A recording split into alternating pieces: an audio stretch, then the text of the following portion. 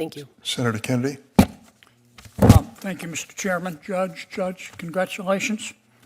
Judge Cheeks, I see you're quite a prolific writer, and you say I heard you answer Senator Durbin's question, you said you don't take a position in these articles? I said I tried not to take a position in most of my articles. Well, you didn't succeed. In October 2020, you published an article entitled, "I Can't Breathe." You remember that article? I do remember that article. Okay. You were talking about Mr. George Floyd's tragic death. Here's what you said, quote, your words, not mine, quote, "What happened next after Mr. Floyd's death is nothing short of amazing. Mostly peaceful protest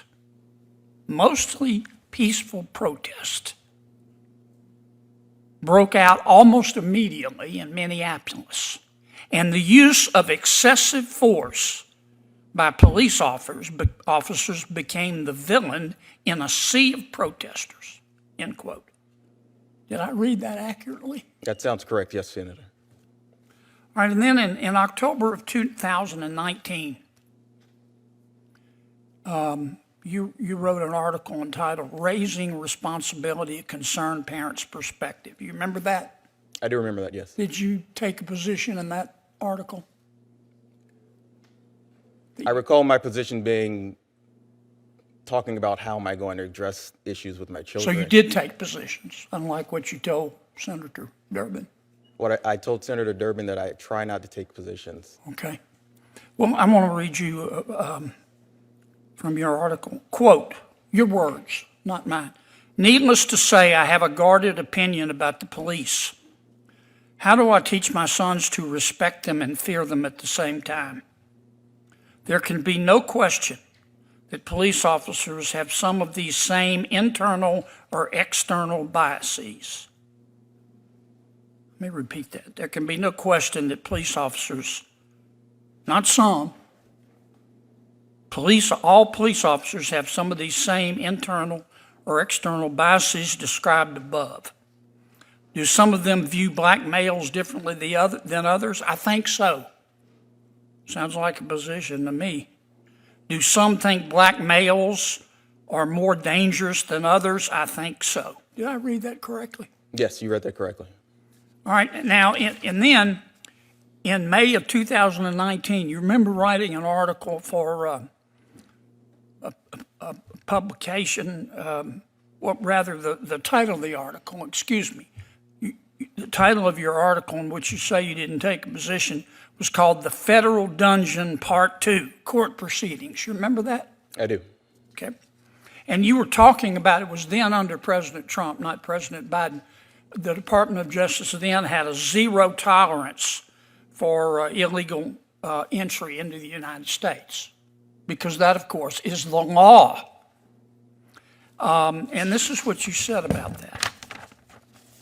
Quote, "Technically, the law was broken, but these particular defendants, poor, hungry, hardworking, and not dangerous, deserve a pass from prosecution." End quote. Saying that illegal immigration should not be criminalized is a position, is it not? It is. What I'd like to add is that everything that I wrote while I was an advocate, not a sitting judge. Oh, I see. That makes a difference. Did you I mean it when you wrote it? When I wrote it, Did you mean it? I meant it when I wrote it because Okay, but you don't mean it now? I do not mean it now. So if you Right take now. off your advocate hat today, do you have your advocate hat on today? I am no longer an advocate. I'm a sitting magistrate Okay, judge. so you don't tell the truth when you're an advocate, but you do when you're not? Is it okay to lie if you're an advocate? I don't follow the question.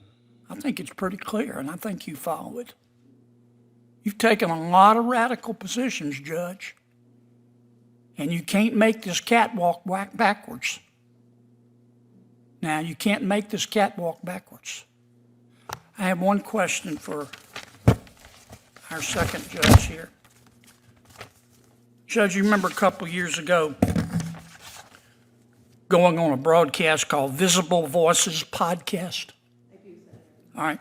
Here's what you said. It was just a couple of years ago. Mm-hmm.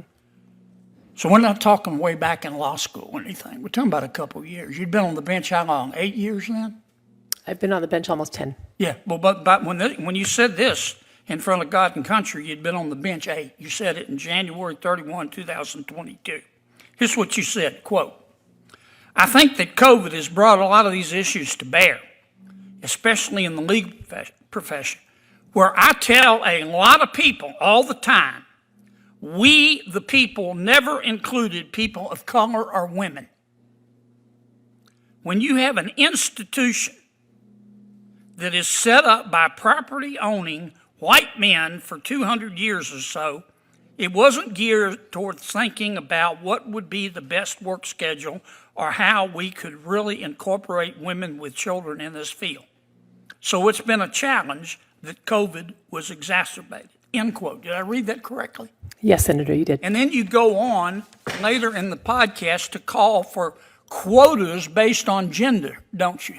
No, sir, I never, Yes, you ever do. claimed If the anything senator about will give quotas. me time, I'll read what you said. May I finish reading what you said? The witnesses denied believing in quotas based on gender, and I have the quote. Senator, you may read the quote, and then she will give an opportunity to respond. Okay, here's your quote, Judge. Your words, not mine. Quote, "I think recognizing implicit bias is really important." Me too. "But I'll be honest, I don't think that's enough. Because the truth of the matter is nobody is going to voluntarily give up their position in favor of women. Women have to demand it. Women have to be willing to require and hold people accountable, hold men who are in those positions accountable, and say, quote, why don't we have an equal number of supervising judges, close quote." You didn't tell me the truth, did you? You believe in quotas based on gender, don't you? Senator, your time's expired. I'd let the witness respond. Thank you. No, I have never advocated on behalf of quotas. I think it's undisputed Well, that what at the was time. this? Please I just read it. continue I think your at the response. time that the Constitution was written, there is no question that it did not include women, and it did not include people of color in the definition of we the people. We, as women and people of color, have only recently been able to be judges or jurors or politicians. But the systems that were created when I was excluded and when people of color were excluded continue. All I was commenting upon is that the diversity in the judiciary builds integrity in the system and public confidence in those institutions. I never mentioned anything about quota. Thank you. Good try, Judge. Senator Butler? Good try. Good try.